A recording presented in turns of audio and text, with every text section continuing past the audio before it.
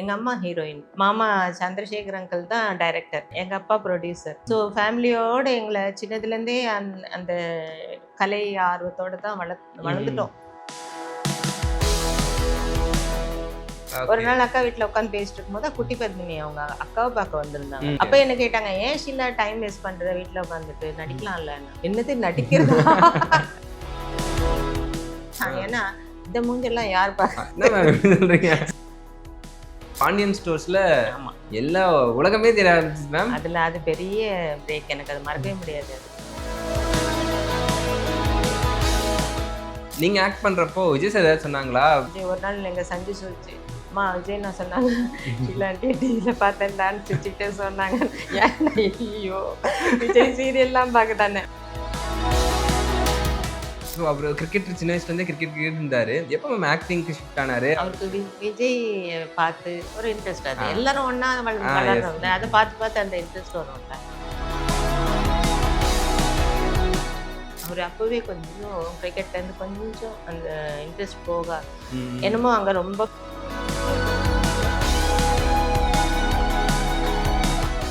நிறைய கம்பேரிசன் பண்றாங்க. விஜய் சாரோடைய தம்பி கம்பேரிசன் இருக்குதுல்ல, பாக்குறதுக்கு அப்படியே இருக்காரு. இது அவரோட கம்பேர் பண்ண ஆரம்பிச்சதெல்லாம் கொஞ்சம் இவருக்கு நிறைய விமர்சனங்களும் வந்துட்டு இருந்துச்சு. லைக் விஜய் சார் ஏதாச்சும் ஹெல்ப் பண்ணிருக்கலாம், விக்ராந்த் அவர் தம்பி ஏதாச்சும் பூஸ்ட் பண்ணிருக்கலாம் ஏதாச்சும். நிறைய பேர் கேட்டாங்க, பத்ரியில தானே ஜெய் பண்ணாரு, அது சந்தோஷ் பண்ணிருக்கலாமே. இப்போ ஏதாச்சும் படம் எடுக்க வாய்ப்பு இருக்கா மேம் இதுக்கப்புறம்? பாம்பா பிறந்தா கூட படம் எடுக்க மாட்டேன்.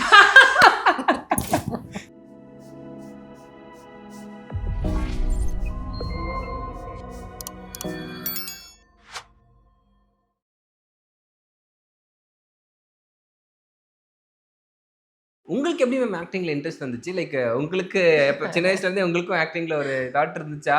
இல்ல, நான் நடிக்க வருவேன்னு நான் நினைச்சு கூட பார்க்கல. பட் நாங்க சின்ன வயசுல வந்து லலிதா, எங்க அம்மா பேர் லலிதா, லலிதாஞ்சலி ஃபைன் ஆர்ட்ஸ்னு ஒரு ட்ரூப் ஒன்று அப்பா வச்சிருந்தாங்க. அதுல லைட் மியூசிக் நாங்க 4 பேர், எங்க 2 பிரதர்ஸ், சுரேந்திரண்ணா தெரியும்ல, சுரேந்திரண்ணா, அவருக்கு முன்னாடி சுந்தரண்ணான்னு ஒருத்தர் இருந்தாரு, அப்புறம் அக்கா, அப்புறம் நான் 4 பேருமே பாடுவோம். லைட் மியூசிக் குரூப்ல ரொம்ப பிஸி. அப்போ ஸ்கூல் டேஸ் அந்த ஏவி ரமணன்லாம் இருந்தாங்கல்ல, அந்த பீரியட்ல அவங்க நாங்க தான் ரொம்ப பிஸி. இப்ப பார்த்தாலும் மியூசிக், லைட் மியூசிக் ப்ரோக்ராம் பண்ணுவோம், 4 பேரும் பாடுவோம். அப்புறம் அது கூடவே ட்ராமா, ஸ்டேஜ் பிளேஸ் நிறைய பண்ணியிருப்போம். நாங்கெல்லாம் சின்ன சின்ன பசங்க, நாங்கள் 4 பேருமே. எங்க அம்மா ஹீரோயின், மாமா சந்திரசேகர் அங்கிள் தான் டைரக்டர், ஓகே, எங்க அப்பா ப்ரொடியூசர். ஸோ ஃபேமிலியோட எங்களை சின்னதுலேருந்தே அந்த கலை ஆர்வத்தோட தான் வளர்ந்துட்டோம். அப்படியே வளர்ந்துட்டோம். அது அப்பா அம்மா கொடுத்தது தான். ஓகே, அப்பா அம்மா வந்து கோரஸ் சிங்கர், அம்மா நல்லா பாடுவாங்க, அப்பா நல்லா பாடுவாங்க. இந்த ஆர்ட்ல ரொம்ப இன்ட்ரெஸ்ட் 2 பேருக்குமே.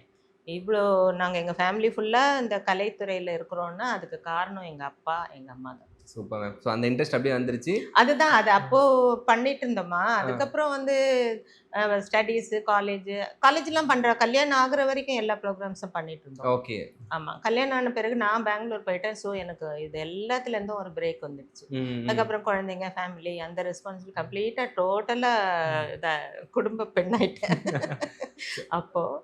அதுக்கப்புறம் அதோட அந்த லைட் மியூசிக் பாடுறது கொஞ்சம் இதாயிடுச்சு. அண்ணா தனியா ட்ரூப் வச்சு பண்ணிட்டு இருந்தாங்க. அக்காவும் கல்யாணத்துக்கு அப்புறம்லாம் கொஞ்சம் கம்மியாயிடுச்சு. அக்கா இளையராஜா ட்ரூப்ல எல்லாம் நிறைய பாடிட்டு இருந்தாங்க. விஜய் சார் சின்ன குழந்தையா இருக்கும்போது குழந்தைய தூக்கிட்டு வந்து ப்ரோக்ராம்ல மாமா தூக்கி வச்சிருப்பாங்க. மாமா ஃபீடிங் பாட்டில், அக்கா ஸ்டேஜ்ல பாடிட்டு இருக்கோம். மாமா வந்து ஃபீடிங் பாட்டில் வந்து பால் மிக்ஸ் பண்ணி விஜய்க்கு கொடுப்பாரு. எனக்கு அதெல்லாம் நல்ல ஞாபகம் இருக்கு. ஸோ ஃபேமிலியே அதுலேயே அந்த சரௌண்டிங்ஸ்லேயே வளர்ந்ததுனால. ஆனால் நான் இந்த ஃபீல்டுக்கு இப்போ திடீர்னு வந்தது, நான் கொஞ்சம் லேட்டாக தான் வந்தேன். 2 பசங்களுக்கும் கல்யாணம்லாம் முடிச்சுட்டு தான் நான் சீரியல் சைடே வந்தேன். அது நான் எதிர்பார்க்கவே இல்லை. ஒரு நாள் அக்கா வீட்டில் உட்காந்து பேசிட்டு இருக்கும்போது குட்டி பத்மினி அவங்க அக்காவை பார்க்க வந்திருந்தாங்க. அதுக்கு முன்னாடி அவங்கள நல்லா தெரியும் எங்களுக்கு. அப்போ அவங்க நிறைய டிவி ஷோ, இது சீரியல்ஸ் பண்ணிட்டு இருந்தாங்கல்ல, அவங்க தான் லீடிங்ல இருந்தாங்க. அப்ப என்ன கேட்டாங்க, ஏன் ஷீலா டைம் வேஸ்ட் பண்ற வீட்டுல உட்காந்துட்டு நடிக்கலாம்ல? என்னது நடிக்கிறதா? நடிக்கலாம் வராதுங்க. ஏன்னா ரொம்ப டச் விட்டு போச்சு. ரொம்ப சின்ன பசங்களா இருக்கும்போது நடிச்சோம், பெரியவங்களான பிறகு பண்ணல. ஆனால் கடைசி ட்ராமா மட்டும் ஸ்ரீபிரியா நான்லாம் ஒன்னா பண்ணோம், இந்த மாமா டைரக்ஷன்ல, எங்க அம்மா ட்ரூப்ல. வரப்பிரசாதம் நினைக்கிறேன் பேர் ஞாபகம் இல்லை. ம். அப்போ ஸ்ரீபிரியா அவங்க வந்து ஃபீல்டுக்கு வந்த புதுசு. ஓகே. ஸோ நாங்கள்லாம் காம்பினேஷனில் ஒரு ப்ளே ஒன்று ட்ராமா பண்ணோம். ம். ம். அதுதான் லாஸ்ட்டு. ம். அதுக்கப்புறம் கல்யாணம் எல்லாம் ஃபேமிலி அப்படி போயாச்சு. அதுக்கப்புறம் நான் இதை பற்றி நினச்சே பார்க்கல. உங்களுக்கே ஐடியா இல்லை. நடிக்கலாமா? ஏன்னா இந்த மூஞ்செல்லாம் யார் பார்க்க என்ன மேம் எப்படி சொல்றீங்க? சீரியஸா ஆ. நான் வந்து இந்த முதல்ல வந்து நான் டீனேஜில் ஸ்கூலிங்கில் இருந்தப்போ ம். முத்துராமன் சார் இருக்கார்ல, கார்த்திக் சார் Yes. அப்பா, ஆ. அவர் வந்து ஒரு சொந்தமாக ஒரு படம் பண்ணார். ம். ம். அதில் வந்து அப்பா கிட்ட கேட்டிருக்காரு. அப்பாவுக்கு நல்ல பழக்கம். ம். ஒரு ம். நாள் எங்களை கச்சேரிக்கு அவர் ஏதோ வந்திருந்தாரு. ம். எந்த ஃபங்க்ஷன் ஞாபகம் இல்லை எனக்கு. ம். பார்த்துட்டு சிஸ்டர்ஸ் கேர்ள்ஸை வச்சு ஒரு படம் பண்ணுறேன், ம். ம். இவங்க நடிப்பாங்களான்னு என்ன கேட்டிருக்காரு. ம். அப்பா என்னை வீட்டில் வந்து கேட்டாங்க. ம். எனக்கு ரொம்ப ஷாக்கு. என்ன என் மூஞ்சே என்னாலே பார்க்க முடியாது. அப்பா என்ன சொல்கிறீங்க, நானா நடிக்கிறது அப்போ துப்பிட்டு போயிடுவாங்க. ம். எனக்கு அவ்வளோ கான்ஃபிடென்ஸ் இல்லை ம். மூவிலெல்லாம் பண்ணுற அளவுக்கு. அப்போ இல்லை. அப்புறம் அப்படியே குச்சியா ஒல்லியா அப்படி இருப்பேன் நான், ரொம்ப தின்னா. இதெல்லாம் போய் யார் பார்க்க போறான்ட்டு எனக்கு அது ஒர்க் அவுட் ஆகாதுன்ற மாதிரி தோணுச்சு. நான் நோ சொல்லிட்டேன். மேம். ஆமா, ஆ. பண்ணல. ஓகே. பண்ணல, அந்த படம் பண்ணல. அப்பா சும்மா கேட்டாங்க, ம். சார் இப்படி கேட்குறாரு பண்ணுறியான்னு கேட்டாங்க. ஐயோ ஏன்பா அப்படின்னு. அப்புறம் வந்து ஃபேமிலி லைஃபும் போயிடும், சினிமா ஒரே ஒரு படம் பண்ணிட்டு நம்மளை தூக்கி மூளையில் உட்கார வச்சிட்டாங்க, நான் எல்லாம் போயிடுவேன் ம். ம். அப்படின்ட்டா. நான் அந்த ஏஜில் அவ்வளோலாம் யோசிக்கிறதுக்கெலாம் தெரியாது. பட் ம். நான் நினச்சேன் அப்படி, அது சரியா வராது, நம்மளுக்கு ஒர்க் அவுட் ஆகாது அப்படின்னு. அதை பற்றி பெருசாக எடுத்துக்கல, பண்ணலை. அப்ப ஆரம்பிச்சது. ஆனா ஒரு பிரேக்ன்றது பாத்தீங்கன்னா வந்து பாண்டியன் ஸ்டோர்ஸ்ல ஆமாம், எல்லா உலகமே தெரிய ஆரம்பிச்சிச்சு மேம். அது பெரிய பிரேக். எனக்கு அது மறக்கவே முடியாது. அது ம். ம். அதுக்கு முன்னாடி நான் வந்து பொம்மலாட்டம். பொம்மலாட்டம். ஆ. பொம்மலா இந்த கொஞ்சம் பெருசா லீட் ரோல் பண்ண ஆரம்பிச்சது பொம்மலாட்டம் தான். அதுக்கு ம். முன்னாடி சும்மா சின்ன சின்ன கேரக்டர்லாம் ம். பண்ணிட்டு இருந்தேன். அப்புறம் பொம்மலாட்டம்ல நல்ல லீட் ரோல் வந்தது. அதுல தான் எனக்கு கொஞ்சம் இன்ட்ரெஸ்ட் வர ஆரம்பிச்சது. நடிப்பு மேல. ஓகே. நல்லா இருந்தது. நல்லா ம். இருக்கே இந்த ஜாப், நம்ம ஏன் இவ்வளோ லேட் பண்ணிட்டோம், முன்னாடியே ஓகே. வந்திருக்கலாம்ன்ற மாதிரிலாம் யோசிச்சிருக்கேன். ம். ம். அதுக்கப்புறம் விஜய் டிவில ஆண்டாள் அழகர் பண்ணேன். ஓகே. ம். அக்கா தான் இன்ட்ரடியூஸ் பண்ணாங்க ரமணன் சார்ட்ட ம். விஜய் டிவில. ம். ம். அப்போ ஒரே வீனஸ் என்டர்டைன்மெண்ட்ல அந்த ஒரே கம்பெனில 4 சீரியல் கண்டினியூஸா பண்ணேன். அப்பா. அதுல ஒன்று தான் Pandian stores. Pandian stores reach வேற மாதிரி ஆயிடுச்சு மேம். எல்லா இடத்துலயுமே வந்து லைக் அந்த ரெகக்னிஷன் எப்படி மேம் இருந்துச்சு? இல்ல ஒரு ஐயோ அதெல்லாம் ரொம்ப சந்தோஷமா. அந்த டெத் சீக்வன்ஸ் பாத்தீங்களா நீங்க? நான் சீரியல் எங்க அதெல்லாம் வீட்ல அம்மா ரொம்ப, பாத்துட்டே இருப்பாங்க மேம். நானும் ஆமா, கூட அது எடுக்கும்போது எனக்கு அது இவ்வளோ பெரிய ரீச் கொடுக்கும்லாம் தெரியல. ம். கொஞ்சம் கஷ்டமா இருந்ததுன்னா, ரொம்ப ஹாட்டா இருந்தது அந்த ம். டைம்ல ஷூட் பண்ணும்போது, ரொம்ப ம். வெயிலா இருந்தது. பட் அந்த இதுக்குள்ள பூந்து பூந்து போய் படுத்துட்டு அப்படியே எந்திரிச்சு கட் சொன்ன பிறகு கொஞ்சம் அப்படியே எந்திரிச்சு உட்காருது. திருப்பி அந்த ஸ்மெல், இந்த ம். ம். மாலையெல்லாம் மேலே போட்டு வெயிட்டா Yes. கொஞ்சம் இதாக தான் இருந்தது. ம். ஆனா நீ இவ்வளோ ரீச் வரும்ன்ட்டு நினச்சே பார்க்கல. அது பார்த்தா அவுட்புட் வரும்போது ரொம்ப நல்லா இருந்தது. Super ma'am. எல்லாரும் நிறைய ஃபேன்ஸ் எனக்கு அதில். எங்கேயோ மலேசியா, சிங்கப்பூர்ல, துபாயில இருந்தெல்லாம் எனக்கு ஃபோன் பண்ணாங்க, யாருன்னே தெரியாதவங்கலாம். அண்ட் நீங்க ஆக்ட் பண்றப்போ விஜய் சார் ஏதாவது சொன்னாங்களா? ஆக்ட் பண்றப்போ அவ ஏதாவது பாத்தீங்க, பேசுனீங்களா? ஏதாச்சும் உங்களை என்ன சித்தி நடிக்கிறீங்களா? அந்த மாதிரி ஏதாச்சும் கான்வர்சேஷன்? இல்ல. என் பெரியப்பா என்கிட்ட தான், சஞ்சு கிட்ட தான் சொல்லிச்சான் விஜய் ஒரு தடவை. நான் நடிக்க ஆரம்பிச்ச புதுசுல. முதல்லலாம் நான் கொஞ்சம் ரொம்ப பெருசா பெர்ஃபார்ம் இப்பவும் பண்றேனான்னு எனக்கு தெரியாது. ஆனா அப்போ விட இப்போ கொஞ்சம் பெட்டரா இருக்கும் கண்டிப்பா. அப்போ எல்லாம் கொஞ்சம் தட்டு மாதிரி தான் பண்ணிட்டு இருந்தேன். விஜய் ஒரு நாள் எங்க சஞ்சு சொல்லிச்சு, அம்மா விஜய் நான் சொன்னாங்க, ஷீலா ஆண்டி டிவியில் பார்த்தேன் டான்ஸ் சிரிச்சுக்கிட்டே சொன்னாங்க. ஏன்னா ஐயோ விஜய் சீரியல்லாம் பார்க்க தானே, சீரியல் பார்க்கலாமா, ஏதோ சும்மா ஒரு இது பார்த்துருப்பாங்க போல் இருக்கு. அதை வந்து கேட்டாங்க என்னன்னு, என்ன கிண்டல் பசங்களே கிண்டல் பண்ணுவாங்க என்ன. அண்ட் நீங்க சொன்னீங்களா இந்த மூஞ்சி யார் பார்ப்பாங்க நீங்க சொன்னீங்க. ஆனா விஜய் சார் ஃபர்ஸ்ட் நடிக்கிறப்போ பத்திரிக்கையிலேயே பெரிய பத்திரிக்கையில அப்படிதான் போட்டாங்க. ஸோ அந்த சமயத்துல நீங்க இருந்திருப்பீங்க அந்த டிராவல் பண்ணிருக்கப்போ. கண்டிப்பா. அவருக்கு அந்த டைம்ல எப்படி இருந்துச்சு மேம்? அதுல இருந்து பவுன்ஸ் பேக் இப்போ வந்து தொட முடியாத யார் பேச முடியும் சொல்லுங்க. அதுதான் கடவுளோட அனுகிரகம். அவரோட ஹார்ட் ஒர்க்குங்க, ரொம்ப ஹார்ட் ஒர்க். யார் என்ன பேசினாலும் அவரு கண்டிப்பா அந்த டைம்ல ஃபீல் பண்ணியிருப்பாருல்ல, பண்ணியிருப்பாருல்ல.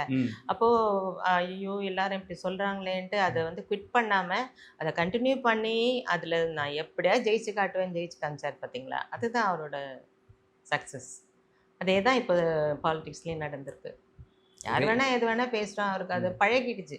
இதெல்லாம் தாங்கி எப்படி பேசினாலும் நம்ம ஹார்ட் ஒர்க் பண்ணால் அந்த ஒரு கான்சன்ட்ரேஷன், அந்த ஒரு என்ன சொல்றது, அந்த ஒரு டிட்டர்மினேஷன் இருந்தால் கண்டிப்பாக வின் பண்ண முடியும்ன்றது தான் விஜய் கிட்ட நான் பார்த்தேன். பாண்டியன் சார்ட்ட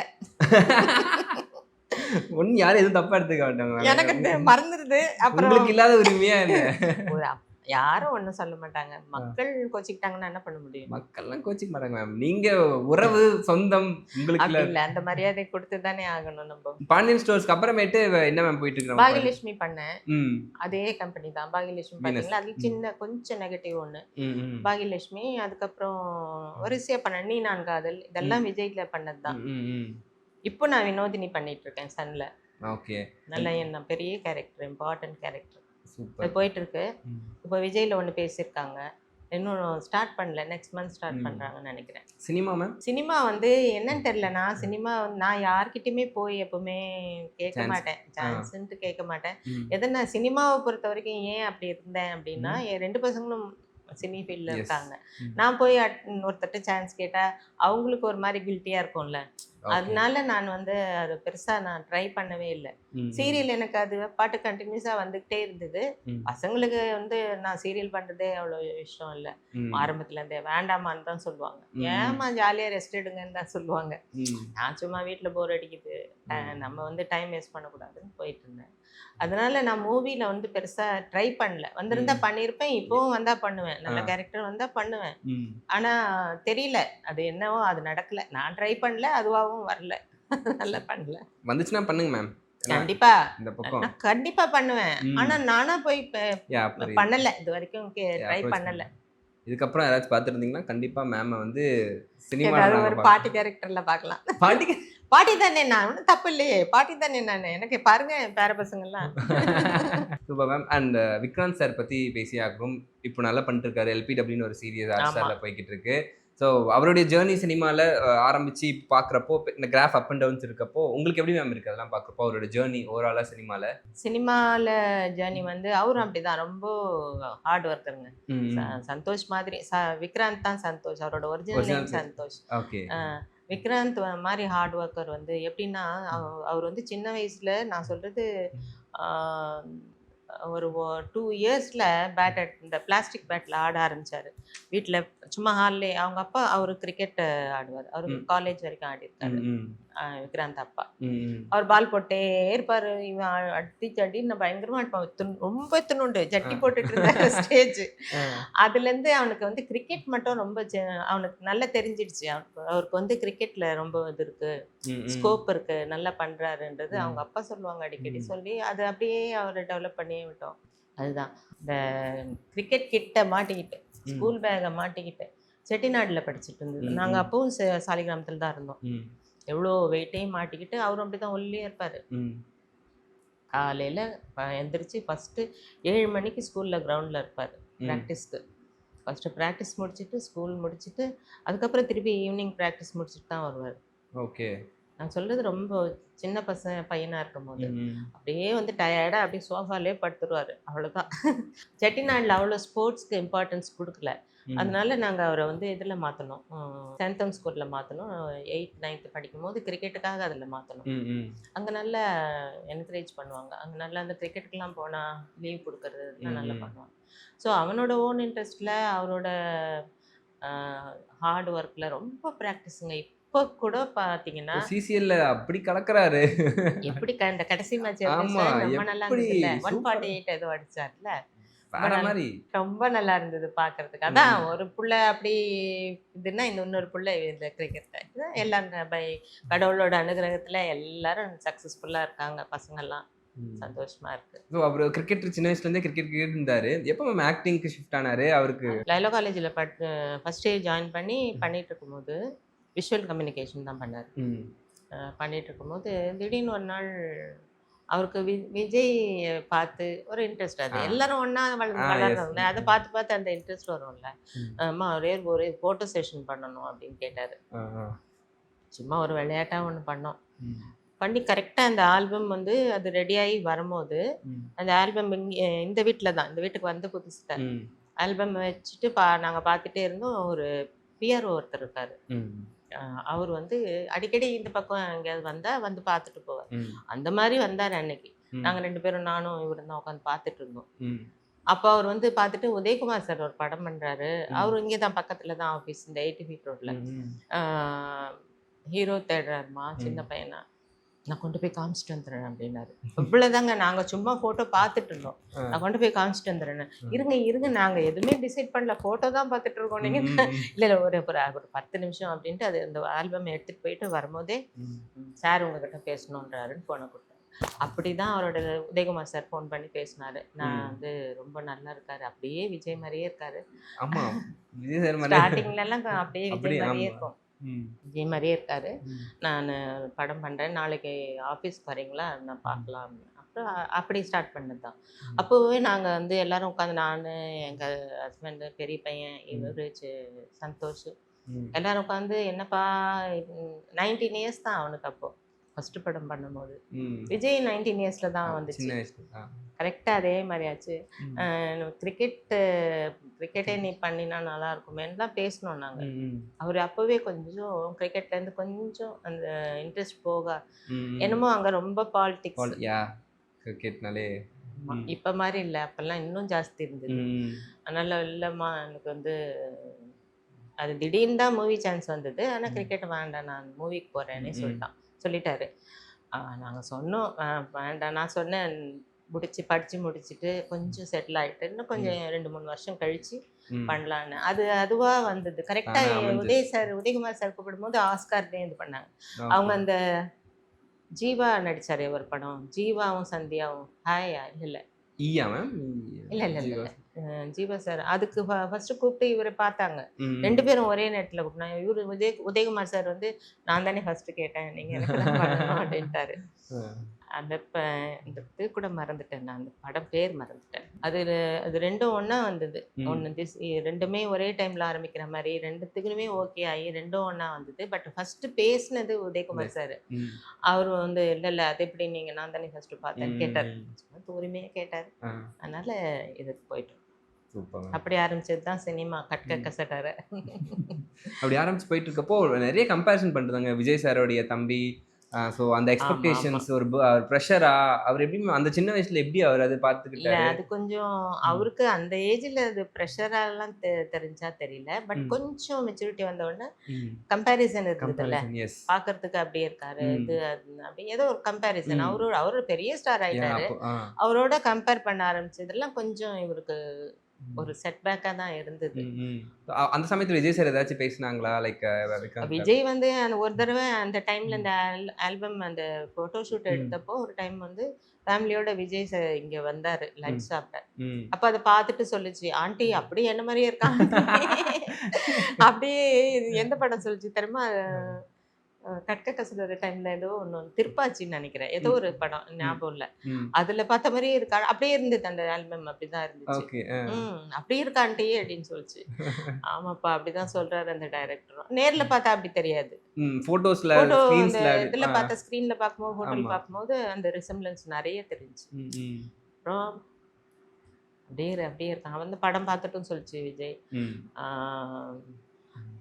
ஃபோன் பண்ணி சொல்லிச்சு, படம் பார்த்துட்டு ரொம்ப நல்லா இருக்குலாம் சொல்லிட்டு எல்லாரும் ஒன்றா தான் பார்த்தோம். பார்த்துட்டு போகிறப்போ கார்லேருந்து ஃபோன் பண்ணி சொல்லிச்சு, இன்னும் 2 இயர்ஸ் வெயிட் பண்ணுங்க ஆண்டி, ஒரு பெரிய ஹீரோ ஆகிடுவான் அப்படின்னு. அப்படி ஆனால் ஒரு பெருசாக ஒரு பூஸ்ட் கிடைக்காட்டி கூட அவர் இன்னும் ஸ்டில் ஆச்சு. அப்போ ஆரம்பிச்சது இப்போவும் அவனுக்கு வந்து நல்ல கேரக்டர்ஸ் இப்போ ஒன்று ஒன்றா நல்லா அமைஞ்சிக்கிட்டு இருக்கு, பண்ணிட்டு இருக்காரு. நல்ல படங்கள் தான் நிறைய பண்ணியிருக்காரு.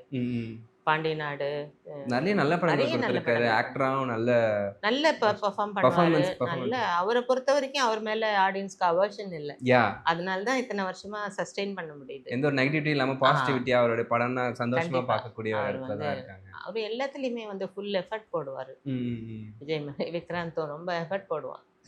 நிறைய விமர்சனங்களும் வந்துட்டு இருந்துச்சு, லைக் விஜய் சார் ஏதாச்சும் ஹெல்ப் பண்ணிருக்கலாம், விக்ராந்த் அவர் தம்பி ஏதாச்சும் பூஸ்ட் பண்ணிருக்கலாம், ஏதாச்சும் அப்படி வந்து நம்ம வந்து அது வந்து பண்ணலைன்ற மாதிரி நாங்க யோசிச்சதே இல்லை. அதுக்கான அது கரெக்டா செட் ஆகி வரலையோ என்னமோ. நிறைய பேர் கேட்டாங்க, பத்ரியில தானே ஜெய் பண்ணாரு, அது சந்தோஷ் பண்ணிருக்கலாமே. அந்த பத்ரி பண்ணும்போது சந்தோஷ் ரொம்ப சின்ன பையன், படிச்சுட்டு இருந்தான் ஸ்கூல்ல. அப்பெல்லாம் நடிக்கணும்ன்ற பிளான்லாம் இல்லவே இல்லை. அதனால அது மாதிரி அவர் வந்து அவர் படத்துல நான் கூட பண்ணிருக்கலாம், ஆனா வந்து எங்களுக்கு பண்ணக்கூடாதுன்றது அவருக்கும் இல்லை, நாங்களும் வந்து ஐயோ அவர் பண்ணவே இல்லை பத்தியா, நம்மள லிஃப்ட் பண்ணல பத்தியான்னு நினைச்சதே இல்லை. அந்த சந்தர்ப்பம் வரல, அவ்வளவுதான். இப்போ விக்ராந்த் சார் நல்ல படங்கள் பண்ணிட்டு இருக்காரு, ரீசனாக ஆமா. பண்ணிட்டு இருக்காங்க. அண்ட் அவருடைய லைஃப்மே வந்து ரொம்ப சூப்பரா போய்கிட்டு இருக்கு. நல்லா இருக்கு. 2 பேரும் ஒரு மாதிரி நல்லா போய்கிட்டு இருக்காங்க. And உங்களுடைய ஃபர்ஸ்ட் அண்ட் டைரக்ஷன் அவர் பண்ணிட்டு இருந்தார்ல மேம்? ஆமா, பெரிய பையன். ஆமா, அவர் தாக்கன்னு ஒரு படம் தாக்க தாக்க பண்ணாருல்ல, தானு சார் ரிலீஸ் எஸ். பண்ணாரு. விக்ராந்த் தான் ஹீரோ. இப்போ இன்னொரு படம் பண்ணியிருக்காரு. இன்னொன்று வந்து பேச்சு இதுல அடுத்த டிஸ்கஷன்ல இருக்காங்க. Super ma'am. அண்ட் எல்லாருமே கலைத்துறையில நல்லா போய்கிட்டு இருக்கப்போ நீங்களும் நடிப்புலையும் ஒரு பக்கம் பிஸியா போய்கிட்டு இருக்கீங்க. ஒரு மாதிரி கலை குடும்பமா இருக்கப்போ ஆமா, உங்களுடைய டாக்ஸ் எப்படி மேம் இருக்கும் வீட்ல? எல்லாமே அதை படங்கள் பத்தியே யாரும் பேச மாட்டாங்க. என்ன சொல்றீங்க? ஆமா, பேச மாட்டோம்னா வேணும்னு பேசக்கூடாதுலாம் இல்ல. ம், அவங்கவுங்க ஜாப் பார்த்துட்டு வந்து ம். மத்ததெல்லாம் பொதுவா பேசுற மாதிரி தான் பேசுவோமே தவிர, ஷூட்டிங்கை பத்தி நான் என்ன சீரியல் பண்றேன்னு கூட என் பசங்களுக்கு தெரியாது. நிச்சயமா தெரியாது. அது மாதிரி யாரோட எதுவும் கல்யாணத்துக்கு முன்னாடி வரைக்கும் என்னோட கண் பார்வையில் இருந்ததுனால பசங்க ம். என்ன பண்றாங்கன்னு தெரியும். அதுக்கப்புறம் அவங்க ஒய்ஃப் பாத்துக்கிறாங்க, அவங்களே டிசைட் பண்ணி எல்லாம் பண்றாங்க. ம். எனக்கு கொஞ்சம் ரிலீவ் பண்ணிட்டாங்க. நம்ம பேசி கேட்டு என்ன படம் பண்ணிருப்பா இப்போ அப்படின்னு கேட்டு தெரிஞ்சுக்கிறது. இப்ப அரசன் ஏதோ பண்ணிட்டு இருக்காரு நினைக்கிறேன். விக்ராந்த். இப்போ ஃபேமிலி டைம்லாம் எப்படி மேம் இருக்கும்? எப்பயாச்சும் அவங்க வீட்டுக்கு போய் போறது, கெட் டுகெதரா வீக்லி ஆமா, ஒன்ஸ்? எல்லா ஃபங்க்ஷன்ஸ், இந்த இந்த இந்த குழந்தைங்க பர்த்டே இல்ல கசின்ஸோட மேரேஜ் அந்த மாதிரி அப்பவே அவர் விஜய் வந்து நடிக்கும் போதே கொஞ்சம் பிஸியா இருந்த டைம்லயே அண்ணன் பசங்க அக்கா பசங்க அந்த மாதிரி கல்யாணங்கள்லாம் வந்ததுனால அப்போ வருவாரு, ஃபேமிலிக்கு கல்யாணத்துக்கு தனியா வருவாரு. அந்த மாதிரி டைம்ல மீட் பண்ணுவோம். வீட்டுக்கு அவர் வீட்டுக்கும் போவோம். அவரும் எப்பாவது ஃப்ரீயா இருந்தா வருவாரு. இங்க வந்திருக்காரு. இந்த வீட்டுக்கே வந்திருக்காரு. Super ma'am. அண்ட் நீங்க வந்து நிறைய விஷயங்கள் பண்ணிட்டு இருக்கீங்க. உங்களுக்கு எப்பயுமே ஏதாச்சும் ஒரு குறை இருக்கா மேம்? லைக் இது நம்ம பண்ணியிருக்கணுமே, இது நம்ம பண்ணாம விட்டோமே, ஏதாச்சும் ஜென்ரலா வாழ்க்கையில? குறைன்னு ஒன்றும் இல்லை. அதான் நான் சொன்ன மாதிரி பேசாம நான் 2 படம் ப்ரொடியூஸ் பண்ணேன். அதுல எனக்கு ரொம்ப பேட் எக்ஸ்பீரியன்ஸ். அதாவது ரிலீஸ்க்குலாம் ரொம்ப கஷ்டப்பட்டு அந்த மாதிரிலாம் ரொம்ப ஸ்ட்ரெயின் பண்ணிட்டேன். அப்போ எனக்கு தெரியல, விளையாட்டா ஏதோ ஆரம்பிச்சுட்டேன், பண்ணேன். அதுல ரொம்ப ஸ்ட்ரகிள் பண்ணிட்டேன். அப்போ அதுக்கப்புறம் ரொம்ப வருஷம் கழிச்சு தான் நடிக்கவே வந்தேன். அப்போ நான் நினைச்சிருக்கேன், நம்ம எதுக்கு ப்ரொடியூஸ் பண்ண போகணும், பேசாம அப்பவே நடிக்க போயிருக்கலாம்னு. ஒரு மாதிரி இந்த டென்ஷன்லாம் இருக்காதுல்ல, இது ஆஃபீஸ் போற மாதிரி காலைல போயிட்டு சாயந்தரம் வர மாதிரி தானே. நமக்கு ஒரு டென்ஷனும் கிடையாது. போய் ஒர்க் பண்ணோமா, சம்பளம் கொடுப்பாங்க, வாங்கிட்டு வந்துட்டே இருக்கலாம். நம்மளுக்கு ஒரு பிரச்சனையும் இல்லை. இந்த தப்பு பண்ணிட்டோமேன்றது நான் ஃபீல் பண்ணியிருக்கேன். படம் எடுத்தது ஃபீல் பண்ணிருக்கீங்க. இப்போ ஏதாச்சும் படம் எடுக்க வாய்ப்பு இருக்கா மேம் இதுக்கப்புறம்? அது பண்ணவே பாம்பா பிறந்தா கூட படம் எடுக்க மாட்டேன். பாவம். பாம்பா பிறந்தா கூட படம் எடுக்க மாட்டேன் நானு. ஐயோ, அதெல்லாம் நம்ம ஒத்து வரலப்பா. அதெல்லாம் பெரிய விஷயம். பண்ணேன், ஸ்ட்ரகிள் பண்ணி 2 படமும் ரிலீஸ் பண்ணோம், எல்லாம் பண்ணோம். பட் ரொம்ப கஷ்டம். இப்போ மேம் அண்ட் ஃபைனலா நீங்க ஒரு சிங்கரா இருந்துட்டு பாடாம இன்டர்வியூ முடிச்சா எப்படி இருக்கும்? நல்லா கேட்டீங்களே. நான் சிங்கர்லாம் அது ஒரு காலத்துல, இப்ப இல்ல. அதெல்லாம் இப்ப நீச்சல் மாதிரி ஒரு வாட்டி தெரிஞ்சுக்கிட்டு அது பாட்டுக்கு வரும். இப்போ த்ரோட் எல்லாம் போயாச்சு. ஒரு சர்ஜரி ஒன்று ஆச்சு. அதுல இருந்து நான் பாடுறது எனக்கு நானே டப் பண்றதே இல்ல. ஓகே. ஆமா, இப்ப கூட பாருங்க, கொஞ்ச நேரம் இரும்பிட்டே இருந்தேன். கொஞ்சம் ஸ்ட்ரெயின் ஆயிடும் எனக்கு வாய்ஸ். பேசிட்டு பாடுறதெல்லாம் விட்டு ரொம்ப வருஷம் ஆச்சு. தேங்க்யூ.